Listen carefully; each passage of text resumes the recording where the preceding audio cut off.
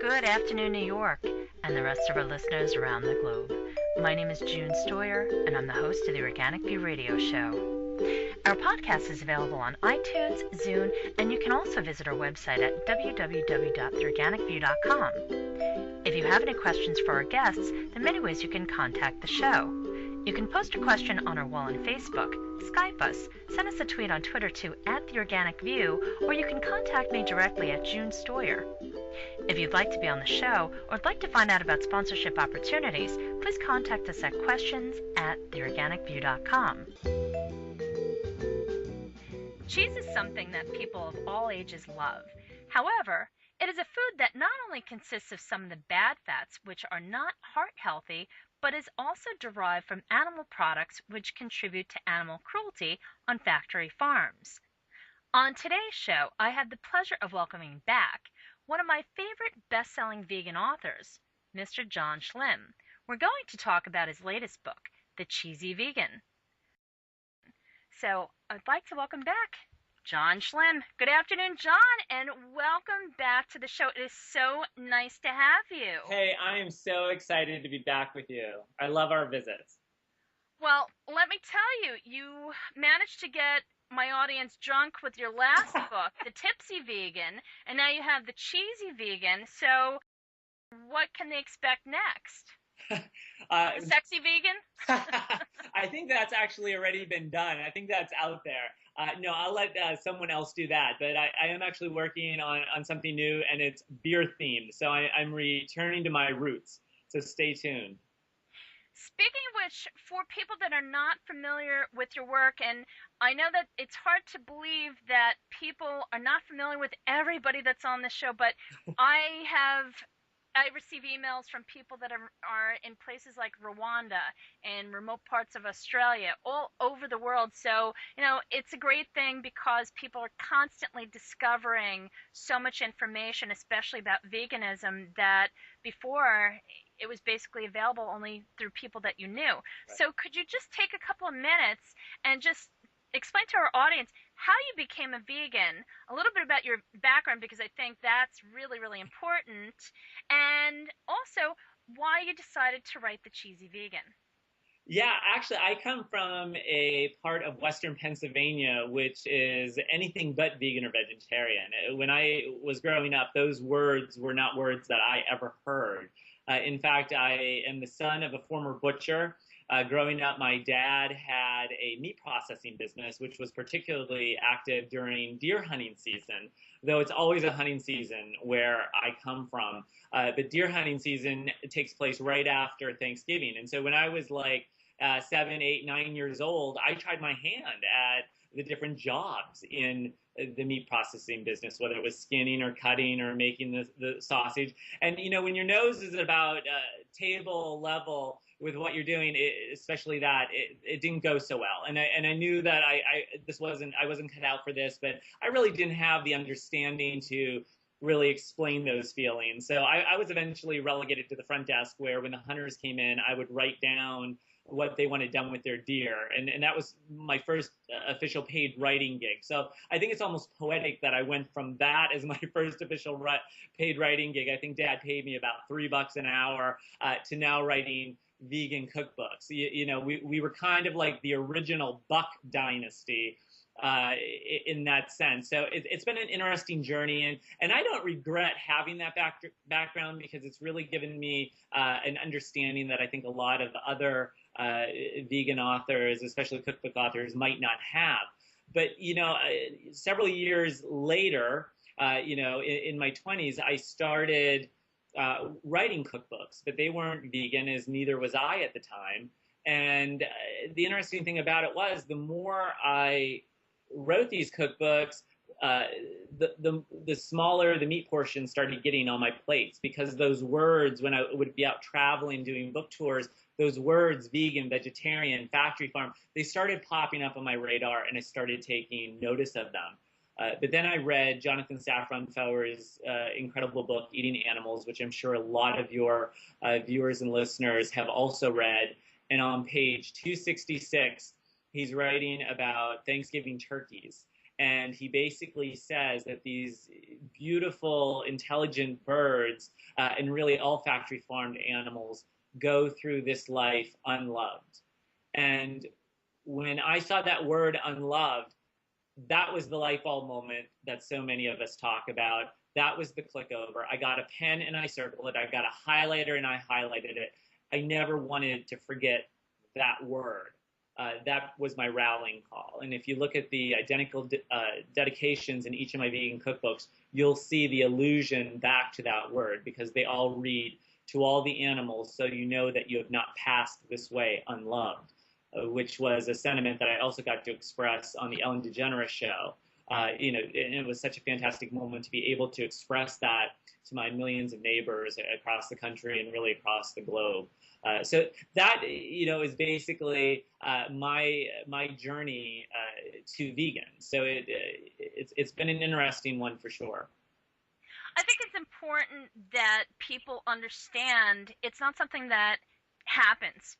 It is a process, it's a journey, and when you see somebody that is clearly on their way, even if they're not all the way there, I think one of the unfortunate things that happens is you have some people who are so, I guess, firm in their belief, and they feel that it's black and white, it's either one way or the other, that they don't understand and respect that process. And I know I've experienced that myself, and I've seen that with many other people, and I've caught myself where I've seen someone that perhaps I remember at one event I saw a woman who was at this whole spiritual event about organic and just how everything's connected, this and that. And she had a fur coat. My initial reaction was to kick her chair, and then I caught myself and I said, well, you know something? She's here. Yeah. And maybe that, as you just shared with our audience, the light bulb has not gone off for her, but who am I to judge her? She needs to go the distance and go through her own journey so that once she is there, she won't go back, as unfortunately many people do, because they haven't had that moment where they understand what exactly is involved.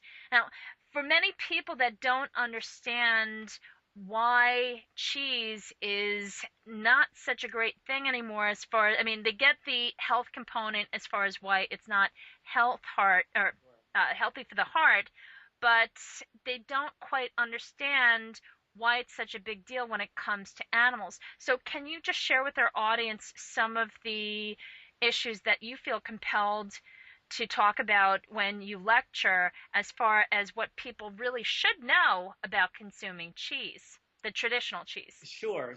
Well, the main issue where I'm concerned with dairy cheese is the dairy component. And, the cows who are raised on these dairy farms are submitted to some of the most horrendous abuse within factory farms. And I think a lot of people don't realize that. And, one of the main things I tried to get across in my speeches when I'm traveling around the country, I don't necessarily write these cookbooks because I want people to think I'm some big famous chef. Because guess what?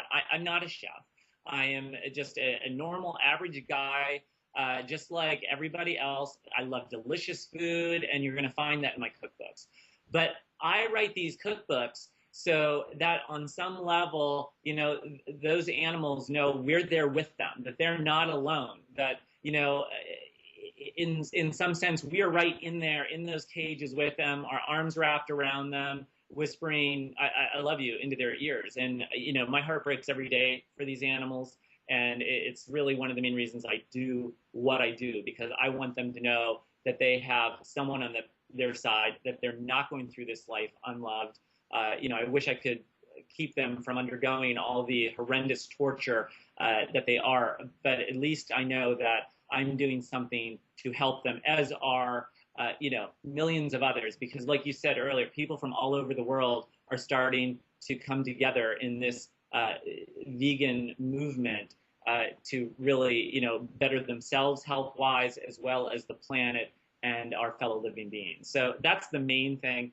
And, a lot of people, especially with the dairy, outside of just the abuse, a lot of people these days have trouble processing dairy products. And so they're moving away from any cheeses or the dairy milks, and that's why you're seeing all the really fantastic almond milks and soy milks and rice milks, which I'm crazy about, starting to pop up because people just cannot digest dairy.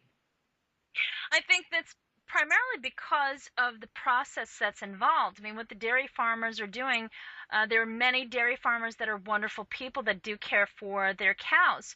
However, it's industry. You have industry that is ultra pasteurizing the milk, which basically is boiling it to the point where there are no valuable nutrients in what's left. You're basically paying top dollar for, even if it's certified organic, you're paying top dollar for basically boiled water.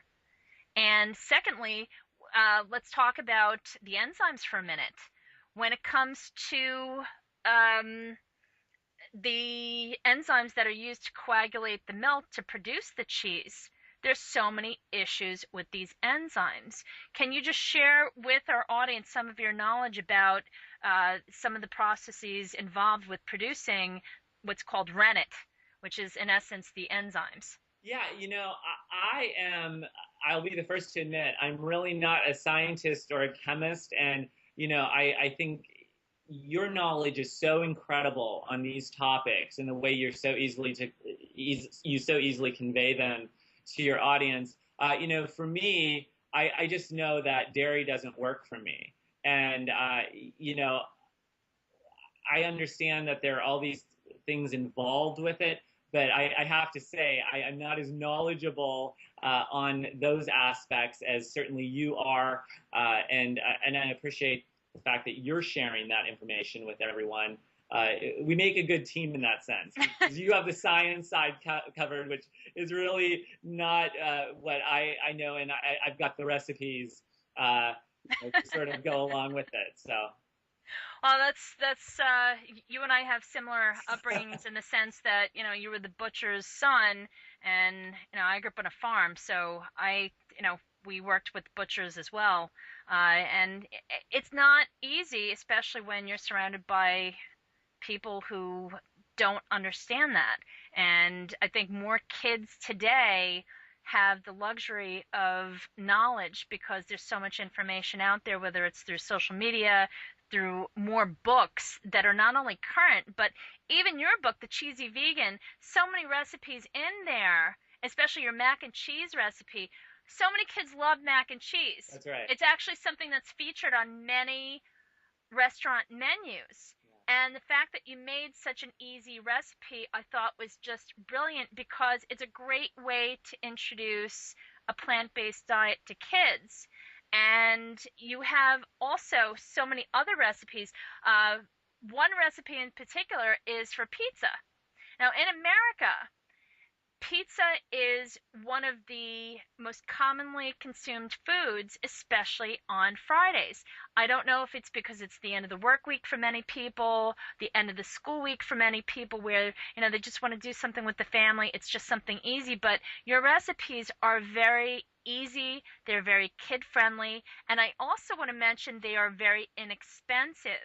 Could you share with our audience some of the basic staples that you like to keep in your pantry for making many of the different recipes that you've featured in the Cheesy Vegan? Sure. Well, one of the things that I put in all of my vegan cookbooks is a detailed pantry section, so that you know what the staples are that you should start to be adding to your pantry. I explain them. If it's something that might be a little different to you, you might not have tried, say, nutritional yeast or something like that. I explain what it is. I really appreciate you saying that they're kid-friendly, because that's so important to me. I think cooking should be just as fun as eating. I think the family table is one of the last deserted islands we can all escape to, at least for hopefully an hour a week, ideally every night. And I think the kitchen is a place where we can also come together. And that's why my recipes, they have to be easy. I live in a small town. Uh, I don't have access to a lot of the big fancier grocery stores and certainly not the health food stores. So I have to use ingredients that my friends and neighbors in my small hometown can go out and find, just like my big city pals. So you're not going to find things that you can't pronounce or these long, lengthy uh, recipes that just take forever to prepare. People don't have time for that anymore. Some staples, though, to get back to your question, of course, the wonderful milks, non-dairy milks that are out there, the almond milks and soy and rice milks, really, they're cropping up in refrigerators all across the country, especially, in small towns. A lot of my friends, I go to their houses and they have, an almond milk or something, which is really fantastic. So that's a must. I use a lot of extra virgin olive oil. It's really great to cook with. The nutritional yeast, which for people who don't know, in the vegan world, the plant-based world, they call it nooch. That's the nickname. And basically, it's this wonderful yeast. It's not brewer's yeast, but it adds a cheesy flavor to foods, and it's really fantastic. Now, I don't have that in my local grocery store back home, but it's so easy to find at places like veganessentials.com, veganstore.com, and amazon.com. And it's one of those ingredients. I like to throw in a few new ingredients that a lot of my readers may not be familiar with. Just a few, because I think it's good to continually, educate ourselves about these things. But you won't find too many of those in there, but that's certainly one of them. And, really just other staples that you probably already have, lots of great spices and herbs.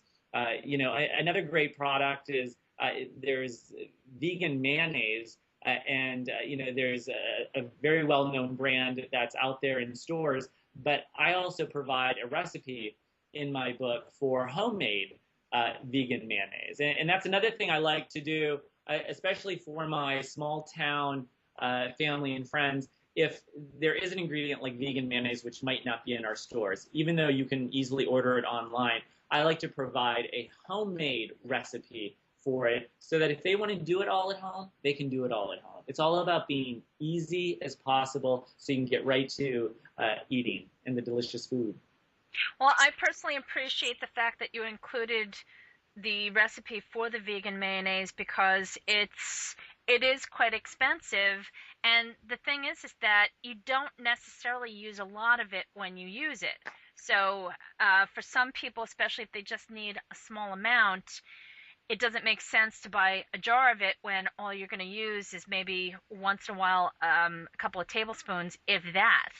So I thought that that was nice. Plus, the size of the recipe, you really address that whole issue and you don't produce a lot of it. So, A, you're not spending a lot of money on ingredients, and B, it really addresses the fact that, okay, if you need this, here's a simple recipe. It's not going to break your piggy bank, what have you.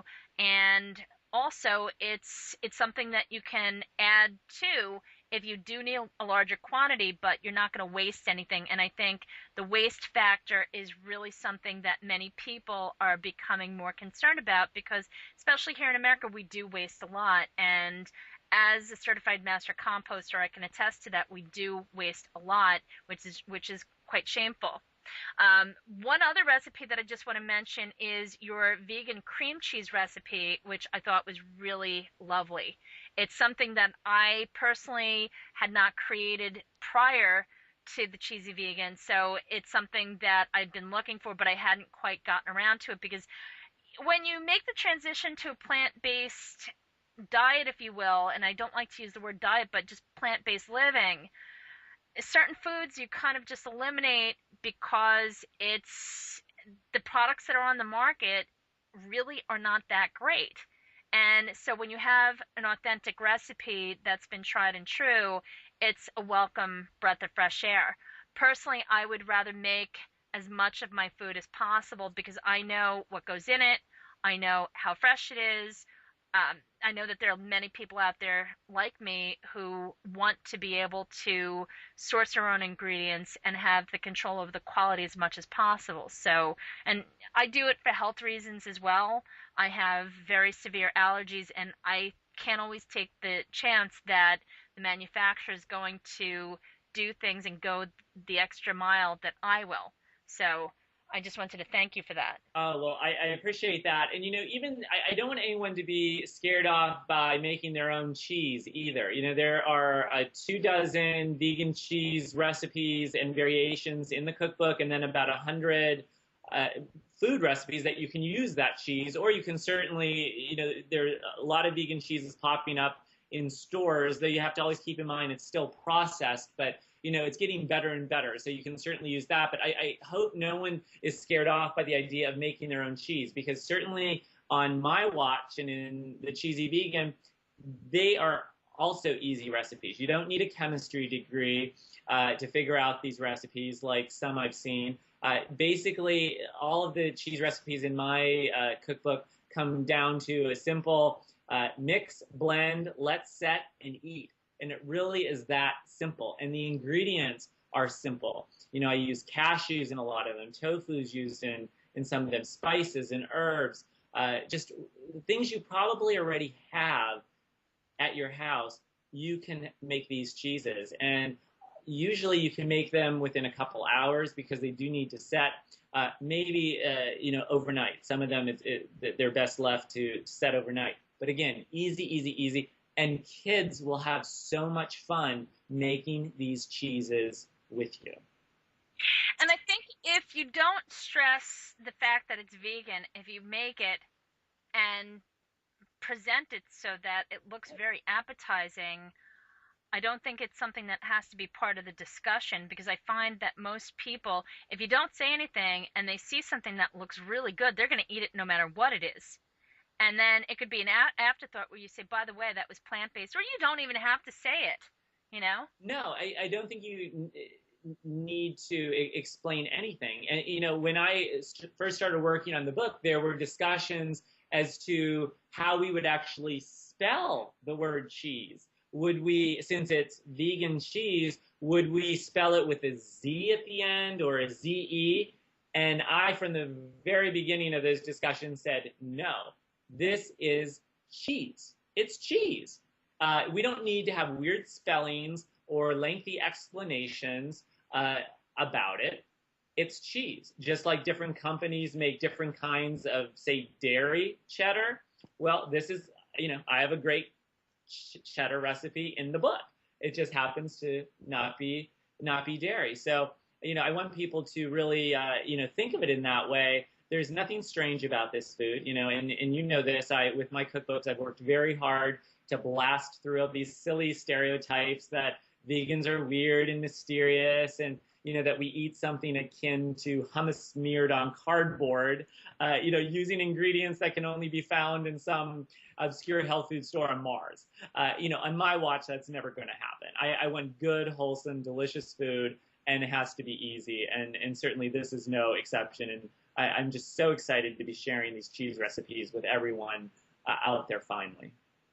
I really just love the recipes, especially you have a recipe in there for feta cheese, which was a breath of fresh air. And also, I just want to take a moment to acknowledge this. You have a recipe for Parmesan cheese.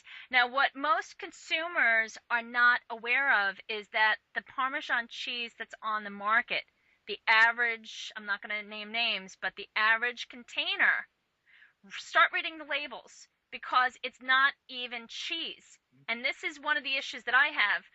Once again, I support agriculture.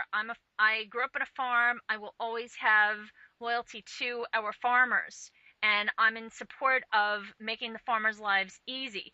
What I don't like is that they're taking something that comes from the cow, the milk, and they're trying to sell it to the consumer as though it's a milk product. But lo and behold, you'll see that it'll say product. It won't even say milk. It won't even say anything that is a real food for the most part. It's something that's completely manufactured in a laboratory, and that's a very big issue for many people, not just vegans, but for people that are aware of the fact that these chemicals that are being substituted for food do have an adverse effect on our health.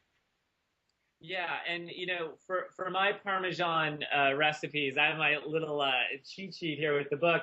I have a Parmesan walnut recipe and a Parmesan almond recipe.